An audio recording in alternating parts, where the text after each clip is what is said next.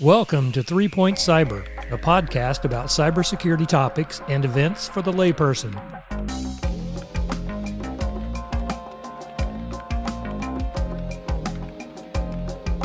The ideas, opinions, and discussions of this podcast are those of the host, co-host, and guest and do not necessarily represent the views of their respective employers or affiliates. Recording and propagation of this podcast is highly encouraged as long as an acknowledgement is given to the ownership. Music and graphics used in the podcast and promotional materials cannot be used in other events not tied to the podcast without the express written consent from Alpha Omega Advisors.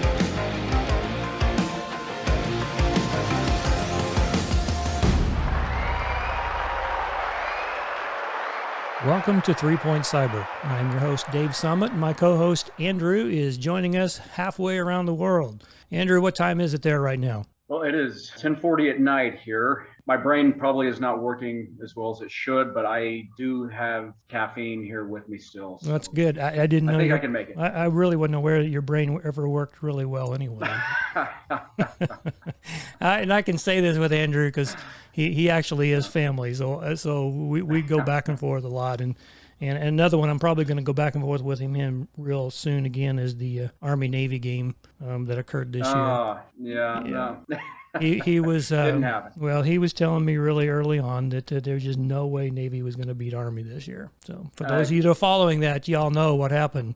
Obviously, Navy beat Army. Well, obviously, Army trained way too hard before the game, was tired, and it happens that way. Yeah, well, again, we're hearing excuses from the Army, I guess.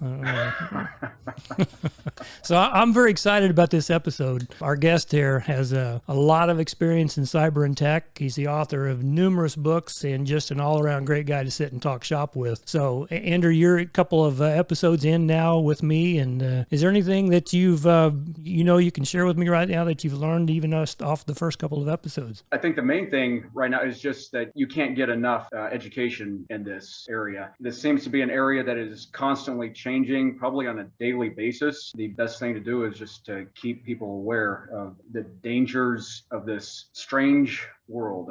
Right. And it is strange. Even right now, there's a lot of strange things going on. So right after this, we'll welcome our guest. Thank you for joining. Welcome back to 3 Point Cyber. This episode's called Focus, Focus, Focus. And Andrew, that's what we're intending to do. Yeah, I need to focus right now. Okay, well, yeah, and stay away. Go ahead and take a couple of drinks of that coffee there, and it's kind of get ready.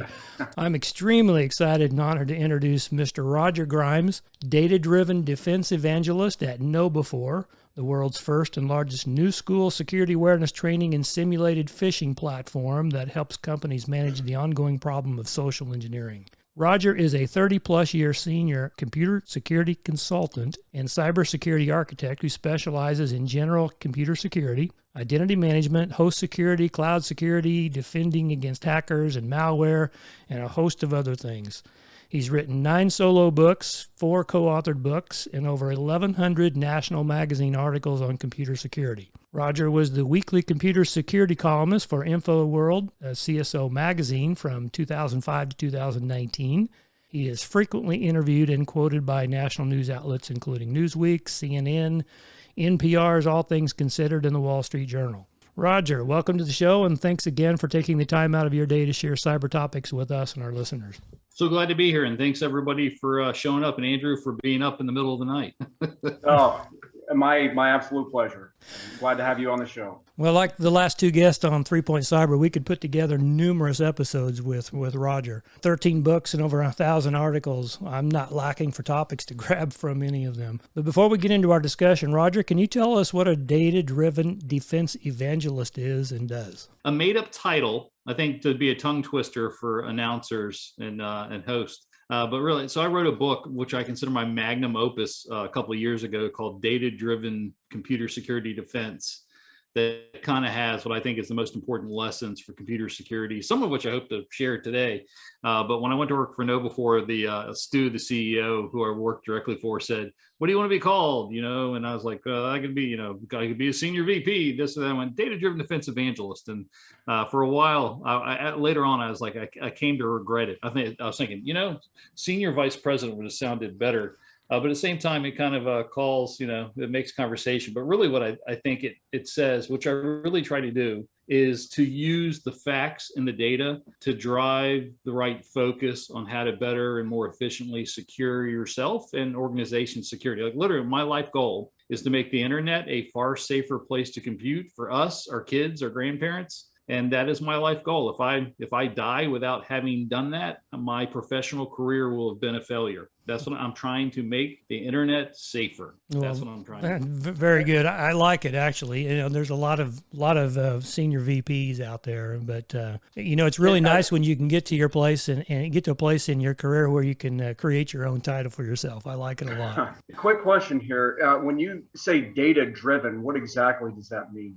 Trying to look at, kind of like an insurance professional, right? Look at the actuarial tables of how things are really done. What are the odds? So looking, what's interesting about most computer security companies, defenders, it's like the data is smacking you in the face and you know what the problem is, but we all then defend differently. It's kind of weird. It's like, suppose you were in your house and somebody was breaking in your house all the time, different people, but always in your house. And most of the time they were doing it through the window.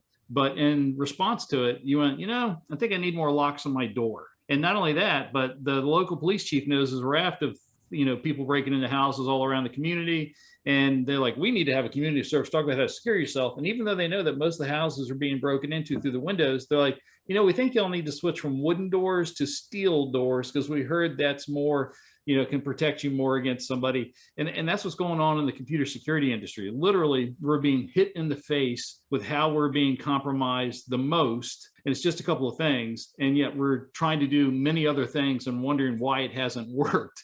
So my idea is let's look at the data and then analyze it and draw conclusions about what would be the most effective way to fight that. Just like an army would, right? An army, if it's being hit on the right flank over and over again, wouldn't amass troops on the left flank, right? Or you'd lose the battle. Well, that's what we're kind of doing in computer security is we're putting troops everywhere but the right flank and then wondering how come it's not working. Okay. So Roger, during our pre-podcast discussion, you'd mentioned that 99% of hacking is a result of our inability to focus our security on three things.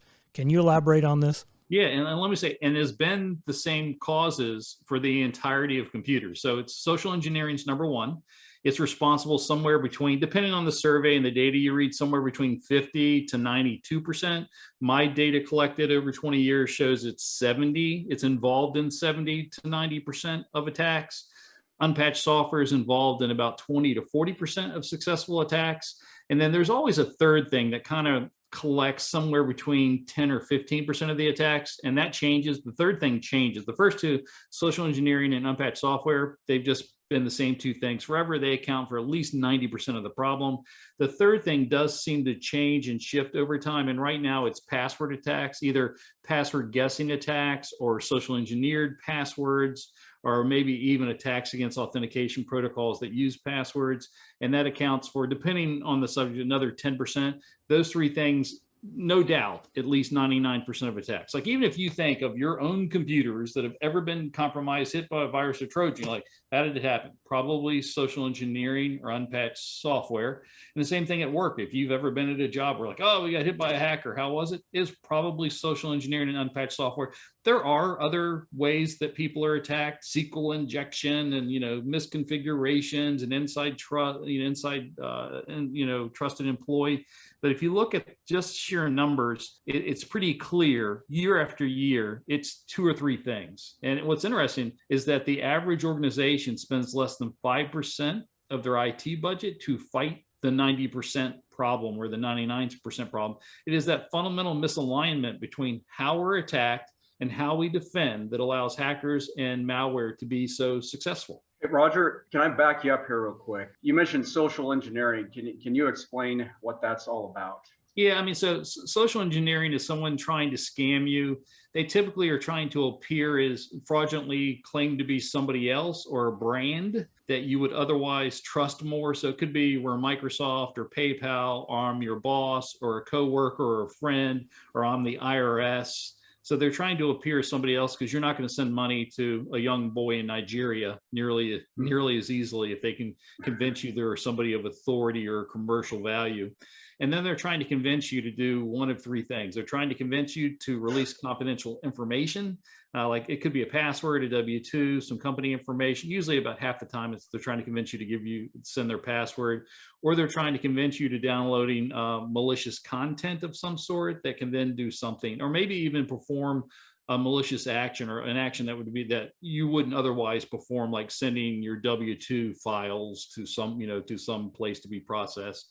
So it's a scam, it's a con, and it can come through email, the web, SMS, voice calls, even in person. Yeah. So like if I get a strange email from the IRS, or maybe Amazon, claiming to be Amazon, that I've lost my that my password has been, the most common ones, we've detected unauthorized activity on your account. Click here to verify the account, or could be a fraudulent invoice. You need to pay this invoice, or the great ones are, hey, this $1,000 TV is coming from Amazon out of the blue, and just want to let you know it's arriving. If you have any questions about this, call here, right? And they're going to claim to be Amazon. So you're like, I didn't order any TV.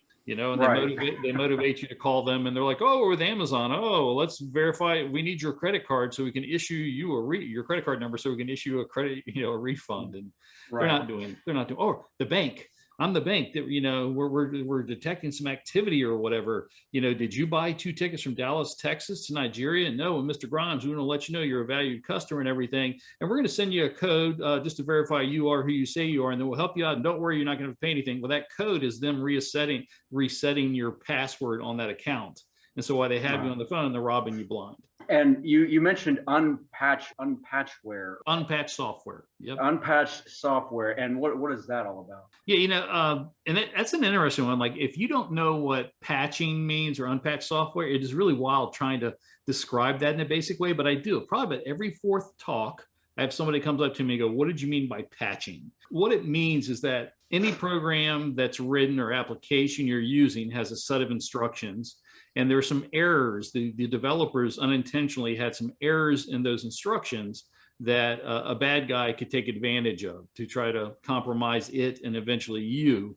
And so a patch is them sending you updated instructions that replace the error instructions. They're trying to fix that mistake before it can be compromised. And really, probably in layman terms, you're on your computer and you're using this, and you have this warning going, hey, update me, update me, update me. Well, you probably should apply the update, although don't apply the update while you're in a browser, because the browser, when you're on a website, that may not be a real patch. So anytime you're asked to update your computer, close out your browser. And if you're still asked to apply that patch, then it probably is a good patch to apply. So it sounds to me like this is something that's happening behind the scenes that maybe a user isn't going to be able to necessarily tell, as opposed to social engineering, where somebody's actively trying to get your information from you. Yeah, I mean, so a lot of times you are aware of the patching, especially on like a Windows system or something, where they'll just go, hey, we need to apply some updates, click here to allow or to reboot or something. Okay. Sometimes though, like with Google's Chrome browser, there's a service that runs on the computer and it's automatically handling the updates in the background. It'd be nice. I wish everything would automatically update, because really we're supposed to be applying patches to our Wi-Fi routers, to our modems, to our TVs. But many times, if you don't know what to do, the instructions to go initiate, check for updates, it doesn't happen. So the vast majority of this stuff is sitting there unpatched. I wish there was a rule, a global law that said everything made must just patch itself like Google Chrome, and just do it so people don't have to worry about it. But there are all these other considerations. And if I reboot your modem when you're in the middle of getting some life-saving medical treatment, they could be sued, and patches do cause the update patching process sometimes causes problems. And so Microsoft and other people want to allow you to choose when to update it. The problem is most people don't know to do it at all. Like even me, I'm a computer security expert. If you're asking me when's the last time I checked my router for patches, did I need to patch my Wi-Fi router and my cable modem? Can I even patch my cable modem? Is my cable provider even patching it? I don't know, and those are not good questions to have. Yeah, that reminds me, I guess when I'm done here, I'm going to have to go off and update my wireless router. No, I've already broken in. Oh, okay. Thanks, Roger. Let me know if there's anything else I need to be doing. I saw his hand, so he must have been doing that with his feet. It could have been. So I'm gonna back up back on that social engineering topic again, because there's so many different ways that we can be social engineered. And Andrew was asking a little bit of what does that mean. You were talking mainly from a perspective of individuals getting social engineered, which is a big problem, especially with companies. But I was involved back at the beginning of 2019 with a corporate social engineering effort. It came under the guise of robocalls, and it was actually a group of individuals that were spoofing, and they were actually calling up the organization I worked for, where I was the CISO. And obviously, I'm a CISO for a healthcare organization, and basically they had it down. They knew exactly the names of the doctors we had. They had the doctors' numbers from the state, and that's what they were using to call up the hospital and identifying themselves as law enforcement, saying we need to speak with Dr. So-and-so, and this is his ID number, and we have reason to believe that there's problems with it. We need to speak with him. And all they were trying to do is get the guy on the phone, or get the woman on the phone, and start asking questions that all they were doing was fishing information to use their identity someplace else. And typically that was usually used to possibly do fraudulent prescriptions. That's wild. Yeah, and it was a very bad one. But the attack ended up being not just it scared a lot of people at the organization. It turned out not just doing that, but because of the amount of calls that we even received at the hospital, it caused a short-term denial of service on our phone system because of the amount of calls that were coming in.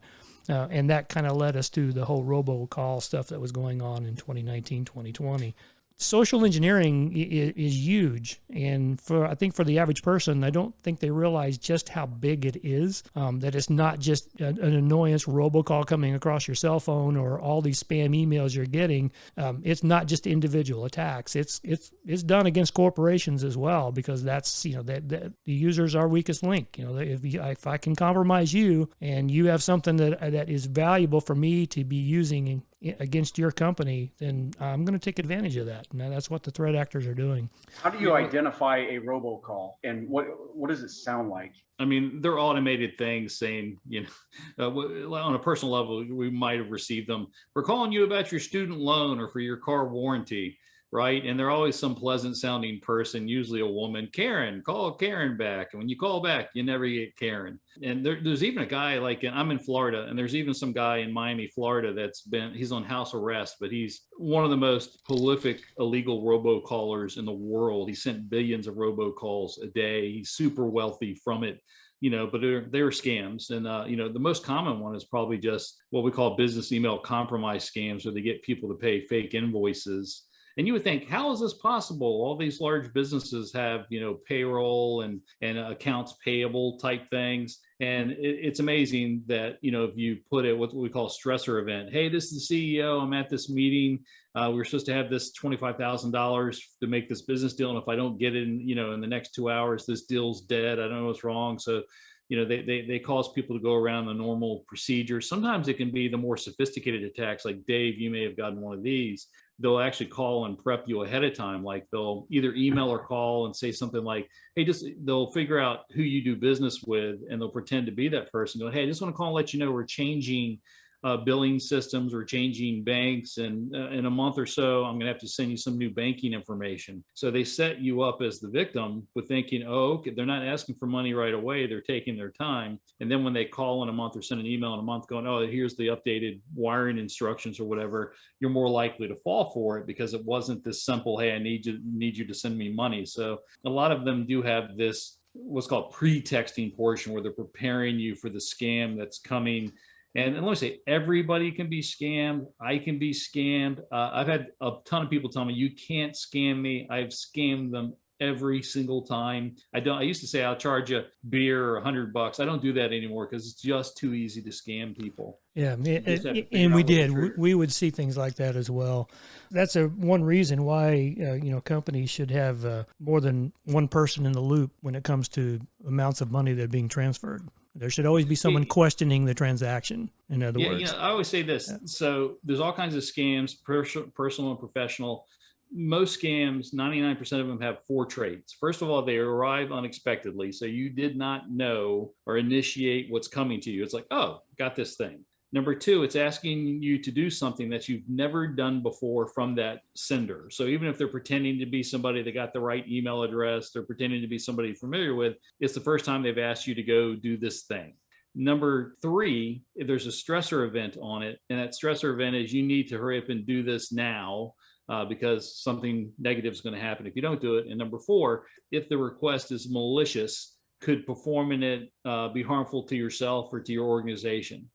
And what we're trying to teach through KnowBe4 really is just everybody needs to understand that phone calls and emails and letters and all that stuff, it's not authenticated at all. And Dave, like you said, there's entire countries. There are, maybe shocking to some people, there are thousands of companies around the world that exist just to scam people professionally. It's the people's 9-to-5 jobs, and they know they're scamming people. And, you know, it's not just these guys in the basement or whatever. It's 9 to 5. They have payrolls and salaries, commission checks, and they have vacation time and, you know, tools and things like that. And, you know, trying to scam people. And it funds, it's large parts of funding entire economies. North Korea, from what they steal and scam people out of it, funds their nuclear program. It feeds their people because they're under such sanctions. Same thing with Iran. It's feeding people. It's a number 2 industry in Russia after oil. It's the number 1, number 2 industry in Nigeria after oil. You know, in China, it's led to the theft of intellectual property and, you know, uncountable, unmeasurable value stolen over the last couple of decades. You know, it's serious stuff. You just cannot trust someone that calls you or emails you or you know, texts you, or even that you meet in person, right? What's the whole thing? I'm here, we're a police officer and we need to talk. Oh, can you show me your badge?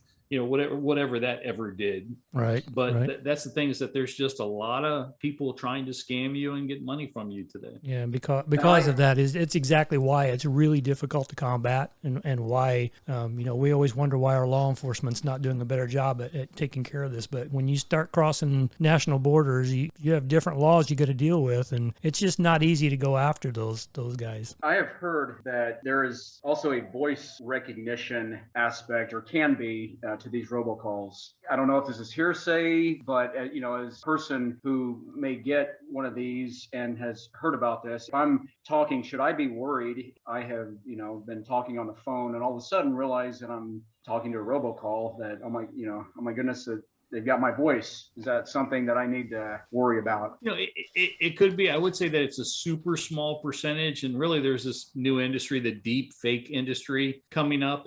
And let me say, I've seen technology where they can record your voice and then have you say back anything. And let me say, though, in the voice recognition systems I've seen so far, they've been able to recognize the difference between these fake voices and the real voice. But let me say, it's interesting that all the voice recognition system vendors, you can see they're nervous. So it's my sense that they are either know that they can be bypassed and faked, or they believe that the time is coming where it's going to be, you know, closer and able to be. Like, you can see they're relieved when it doesn't work. Yeah, that's interesting, Roger. I think that is an area, you know, if we had a crystal ball, I think that's one area I think in the next several years we're going to see major leaps forward with machine learning and artificial intelligence being able to do some deep fakes that are extremely dangerous and scary. Yeah, and there have been some. Yeah. It seems to be the ones that I've heard about have been, it would be like they were faking a German boss that was calling a person in another country. So there seemed to be, at least the ones I've seen, haven't been direct same language. There's been some language barrier issues. So the deep fake was further complicated by, you know, if you're an English person and you've got a German boss, you're probably not going to hear the distinct differences, you know, if somebody that's slightly different calling you. And so I have heard of a few, although, you know, wild. I actually watched an Israeli technology where they would record your voice for like a minute or two and then put up an avatar of what they thought you look like without seeing you. And I said, that's BS. Nope. every time they did it. They guessed the people's hair color, religion, and stuff. It Wow. was like, I was like, that's BS. Like, that's and freaky maybe, scary too. like, Yeah. I was like, how are you telling hair color? So I think what the lesson here is that I need to start answering my phone with a German accent. or Polish, but Yeah, exactly. I would say don't worry about it right now because it's such a small problem that right now we don't need to worry about it. I tend to say there's lots of problems. Let's focus on the big problems and not so much about the little ones. Yeah, there's one thing that I've done with robocalls on my cell phone when I don't know who's calling me and I don't recognize a number. You'll notice a lot of these robocalls, they are pre-recorded or they're robot voices and they're waiting for a response on the other end when you pick up the phone. I've found that if you just pause for 3 seconds before you say anything after answering the phone, a lot of times those things will move on before they do anything because what they're waiting for that initial response of hello. And if they don't hear it, it will not work and they don't have time to sit around and wait for it. So they just hang up and they move on. And that's how those robocalls really work. Yeah, Andrew, I think you were referring to like this voice. It's called Google voice activation, but the essential that they can record your voice. They ask you similar phrasing to whatever they might need to use to then fake being you to authenticate something. I guess I've read about it a lot. I've yet to run into a real victim, and my sense is that it really is still a very small problem, and it's being hyped a little bit much right now. I don't think it's as big of a problem. The question is, though, what is it likely to be 2 or 3 or 5 years from now? Probably, a growing percentage would be my guess. Yeah, things change. And that comes back to actually, Roger, what I really appreciate most about your work, and that's putting data behind. You're shoring up your position by the data that you see. And that's what I really appreciate about this. So going back again, we're talking that you've seen, 70% plus probability that it's social engineering that's causing the issue. And we're looking at maybe 25% of patching systems. And yet, even myself, and I'll admit, as a CISO, some of the priorities that I've placed may have been some missed priority placements because of it's just what we normally want to do. And that is look at system patching. And we tend to have a tendency to put patching of systems at a higher level than probably what we should. And I'm not saying that's the wrong thing to do, but what I'm saying is, are we really looking at what is our higher probability of an attack and what are we placing our resources against that higher probability as opposed to putting it into a lower probability of attack and spending all those resources in the wrong areas. That being said, I'm leading kind of into another statement that you had made during some other, I've heard you talk about traditional security controls. You've made statements that these are only 1% of the problem and that firewalls don't work, VPNs don't work, antivirus don't work. If they did, then we wouldn't have problems, right? Now I've heard you make those statements. They wouldn't be as bad, right? Yeah. So I think if firewalls, VPNs, and antivirus work as good as they claim they will, well, we would be just having a great grand old time. Instead, it's really as bad as ever. Yeah, and I think I've heard people get really upset over statements like that. But I think the main takeaway is that, well, if you have them deployed correctly, they do help, but they're not going to be 100%. There's no silver bullet here. It's a combination of things that has to be done. And I think your point is that the traditional security controls we have are good things to have and necessary things to have, but they're not the ones that are causing the biggest issues in allowing threats to be carried out against you. So why are we spending a lot of time on that when we should be spending most of our time on something else? Correct me if I'm wrong.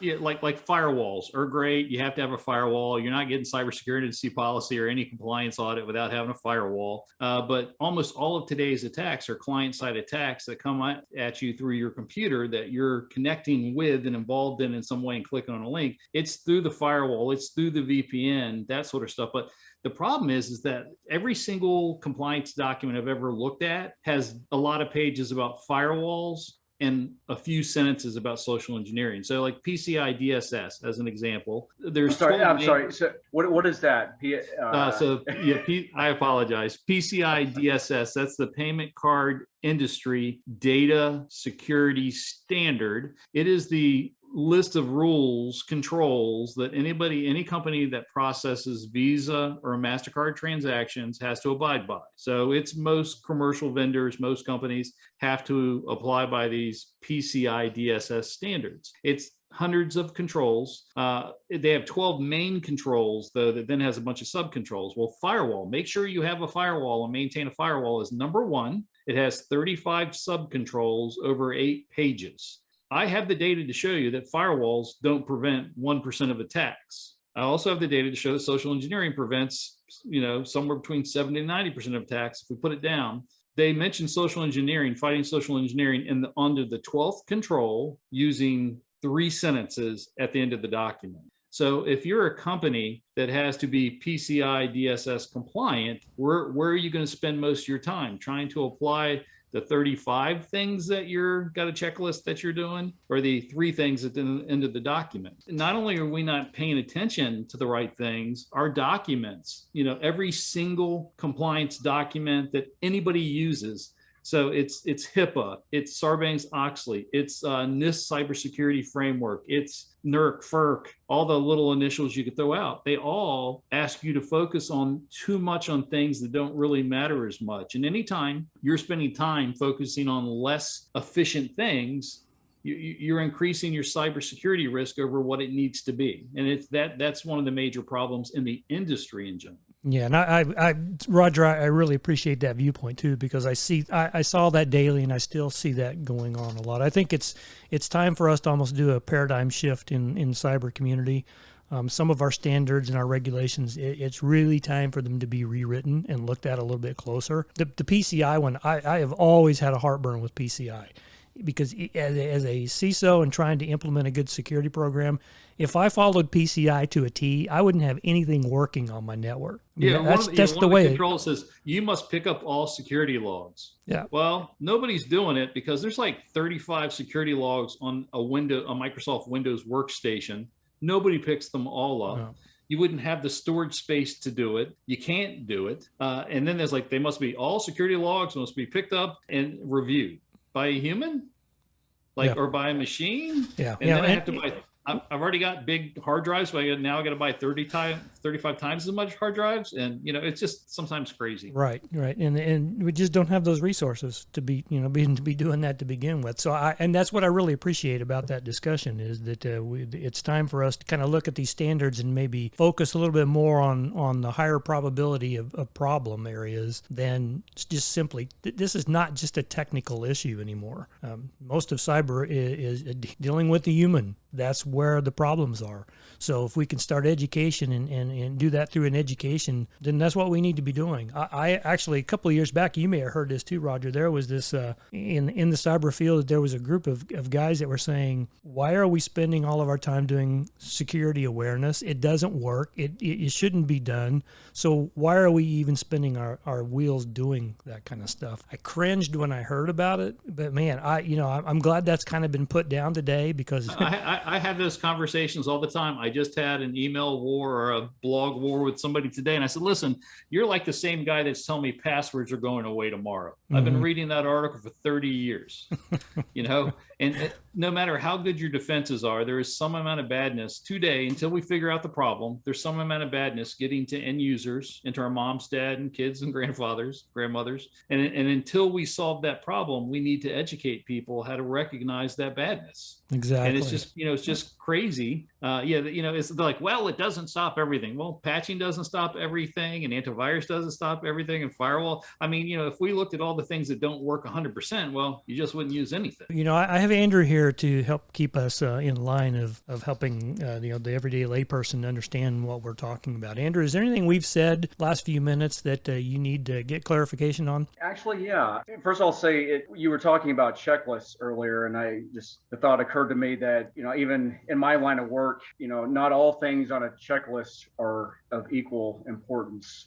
And correct me if I'm wrong, but it sounds like kind of one of the problems that you may be talking about is that if you have a a checklist of 40 items, it looks good to get as many of those checked off, while the ones you aren't checking out, maybe 2 or 3 are actually the most important things on the checklist, or outweigh the other 38. I'll go back to a couple things. And I know that you brought up something as an example in this, but you talked about picking up security logs. And I know you brought this up as an example, but when I'm listening to this, and I know that you and Dave were amused by this, and I had no idea what you were talking about. What does that mean, picking up security logs? Yeah, so most computers and probably most devices have some type of written log, like when you log in, attempted to log in, updating. So in Windows, as Microsoft Windows, for example, there are literally like 35, if not 100 files that are being updated based upon your activity.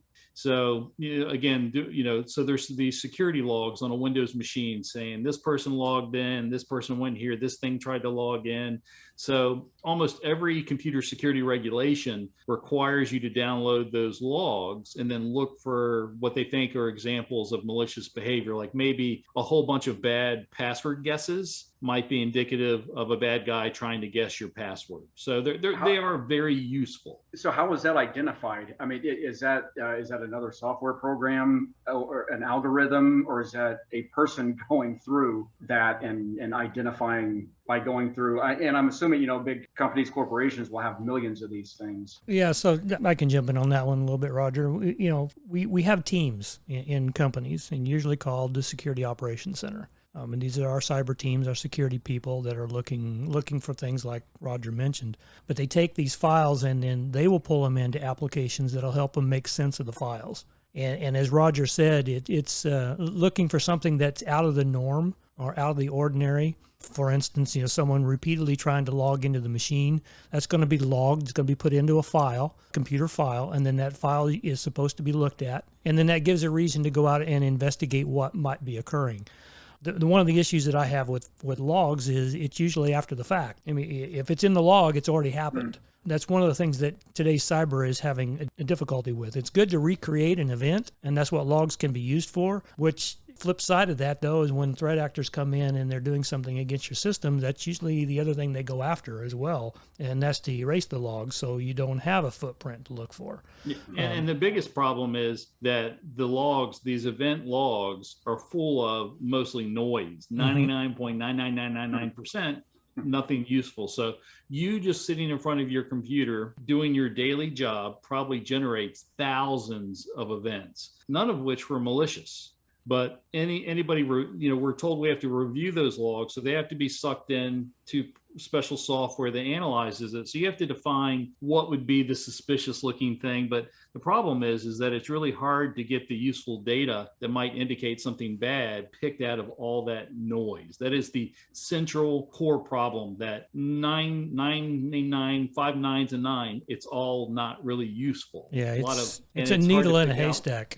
Hard to pick out the signal for the noise. Yep, it's exactly right. So something else, and I'm backing way up. You mentioned earlier SQL, the term SQL injection. I think that's the term you used. What is that? So it's a major class of database called SQL stands for Structured Query Language. And it was really invented decades ago by IBM, I think on systems called AS400s. And then Microsoft picked it up. So if you get a Microsoft database today, it's probably what's called a SQL database. And it has these commands. And so they're literally commands that you can type in to be able to get information out of the database, to perform maintenance on the database, to copy data, move data. And the SQL injection attack, that is where for quite a long time before Microsoft fixed it, hackers, if they could find a SQL database, could type in some commands. You could go up to any SQL database, type in some commands, and if you're lucky and the people hadn't closed the hole, you could actually end up having control of that computer. The database was just meant for you to be able to get data from, but if you knew the right commands, you could end up with ownership of that computer. And it's called SQL injection. And for probably a decade or two, it was one of the more popular types of attacks.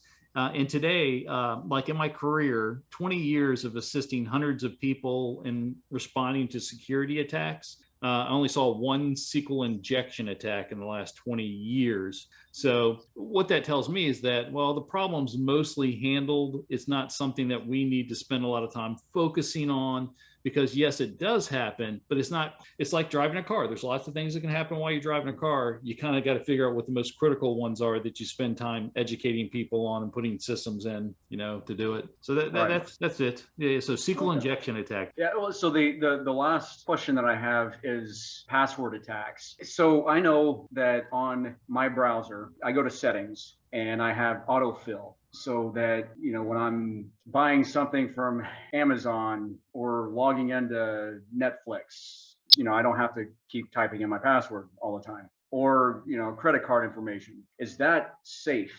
So yes and no. What I would say is the more important thing is that you use a different password on every website and service that you log into. The average person has 4 to 7 passwords that they share across 170 websites. The websites fall all the time. Hackers break into them. They get your login name and password, and they go to see, can they use them in other places? So the most important thing, before I answer any other question, is that when you set passwords, that you use a different password on every website and service. That's the biggest risk. Now, if you do tell your browser, store my password and that sort of stuff, if an intruder or a piece of malware can get on your system, one of the first things they're going to do is download all those passwords out of your browser. It's a really common thing. So I don't worry so much. Like, some people will spend a lot of energy going, well, you shouldn't do it and you should always say no. It's kind of game over when you've let the intruder on your system in the first place. I mean, they can do anything, and stealing your passwords was just one of your problems. But that's not, I would say the average computer security person is like, no, you must not do that. That's terrible. I disagree. I am a big believer in using password manager programs. If you've heard of those allow you to create long and what we call complex passwords, lots of symbols in them that you can use that are different for every website and service. So you don't have to create them or use them. The password manager does it for you, or you can do it with just a little bit of work. But the most important thing, like, people go, how long should your password be? Blah, blah, blah, blah, blah. And there are all of these little things. All of it pales in comparison to one thing, that the average person reshares their passwords across multiple websites, and that is the biggest risk. And so I always tell people, okay, I can give you advice on the length and whether you use browser or password. No matter how you do it, use a different password in every website and service. And let me say, if you have a pattern, like, I used to think I was smart, and when I was on Facebook, I'd make a password, let's say Frog FB. When I was on Twitter, Frog TW. So I thought, okay, I'm using a different password, right? Well, there's many websites that hackers can go on today, and if you've been on the internet for a couple of years or longer, some website you belong to has been compromised. A year goes by, another one. So, like, I've been on the internet 30 something years, and 10 times websites, through no fault of my own, Adobe, Facebook, Twitter, Instagram, adobe.com, got compromised, and my passwords are now out there in these huge password dump lists, they're called. There's tens of billions of people's login names and passwords. And guess what my passwords look like in those dump lists? Frog TW, Frog FB. Well, if I'm using a password pattern, then it's not so hard for a hacker to go, oh, Rogers seems to have this root word, and he's doing this other little trick on the end. I'll just go try that on his Amazon account.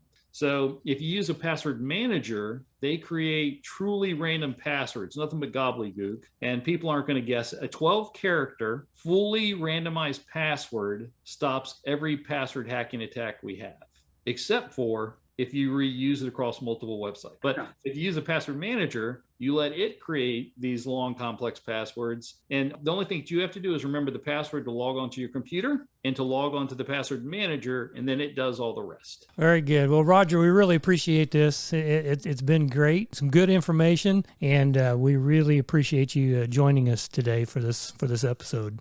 Thank you so much. It's been a pleasure. Thank you. It was great meeting you, and thanks everybody for listening to us. After this break, we'll highlight the 3 points we would like for you to take from this episode, so stick around. Welcome back to 3 Point Cyber. As suspected, I thought we would have a great conversation with Roger Grimes, and we sure did. So, Roger, I think what I would like to do to end this episode is for you to run over the 3 points, if you wouldn't mind. The 3 best things any company, any person can do: fight social engineering, patch your software, use different passwords in every website and service. Those 3 things, if you do well, you'll be if you do it well, you're very unlikely to be hacked. If you don't do them well, your risk increases that you will be successfully hacked. Thank you again for joining us, Roger. Really appreciate it. So, Andrew, you have any questions? I think I'm good. Roger, I really appreciate the talk. I've learned a lot. You were able to explain a lot of things that I did not know in a very clear way. So I really appreciate it. Thank you for listening to 3 Point Cyber, a production from Alpha Omega Advisors. If you have questions about this episode or have a topic for discussion or a guest you would like us to have on, please email us at 3pointcyber@gmail.com. That's 3, the number 3, point, P-O-I-N-T, cyber, C-Y-B-E-R, all one word, 3pointcyber@gmail.com. We encourage you to share this podcast with others. This podcast is owned and produced by Alpha Omega Advisors. The theme song was created by music producer Andrew Van Wert in Nashville, Tennessee. This is Dave Summit, and until next time, keep on learning.